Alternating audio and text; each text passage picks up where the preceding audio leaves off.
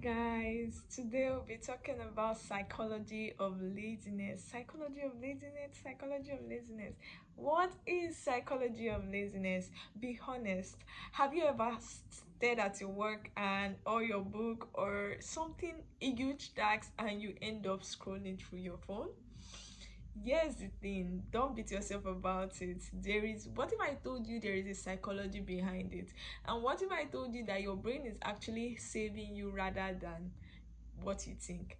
Today, this video is going to change your thinking about laziness to a whole new level, and you now think of laziness in a different way.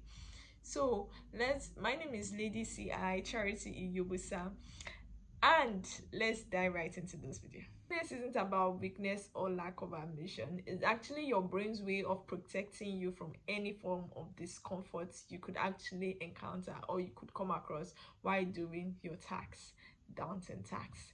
So when a task looks stressful, it looks hard, it looks difficult, your brain tries to shield you and tell you that no, I don't want to do this, we should not do this thing will drain your energy. It will drain your energy. So that's why, and anything that requires brain work or focus, the brain tries to avoid it because it's draining. It will drain your energy and stored glucose. That is why watching a movie on Netflix seems very easy for the brain, and the brain prefer watching a movie on Netflix to reading your book or doing that work. We should also know that the brain loves dopamine. Dopamine is known as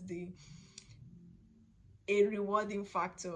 It is an hormone that is known for its rewarding traits, like it's a rewarding benefit. So just imagine me watching a Netflix movie. I feel like immediately I just watch the movie and I'm off. But you reading a book, it gives delayed gratification, it gives delayed reward, and your dopamine wants a reward that is immediately. So just imagine, which will the brain go for? The brain would rather go for something that will give it immediate gratification than going for something that is of delayed gratification. Another thing I want to talk about now is mental fatigue. Just imagine me. Sometimes I watch movies overnight, and when I wake up, I watch movies overnight and I sleep by 5. When I wake, I know I have school the next day. When I wake up by 8 and I'm to school. And when I get to school, instead of me to read my material or listen to what the teacher says, I could end up sleeping. It's not that you are lazy. At that point, the brain is stressed, and because of you did not give yourself enough sleep, and the brain is already worked up from the previous days. You have to sleep. That's what the brain does. So at that point, you are not lazy. It's just your brain it's just the sleep acting, or your brain acting based on the mental fatigue. You wouldn't want to focus because of you are mentally drained. And the truth is that at that point, our brain acts as a defense mechanism. It acts as a defense mechanism, protecting our other parts of our body, including itself, from mental damage or breakdown. The last but not the least thing I want to talk about now is clarity. You know that just imagine you're going through a math problem, and this math problem, you have to go through it, and you already know that this math problem, you are not used to math, and maths usually prove difficult to you, and now you are faced with the task of learning or solving problems on math. What would you do?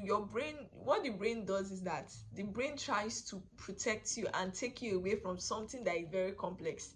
The brain finds an easy route, like the brain is scouting for anything easy to jump on. It does not want something vague, something very complex. So that's why it goes for something that is clear and less demanding, and it does not want much energy.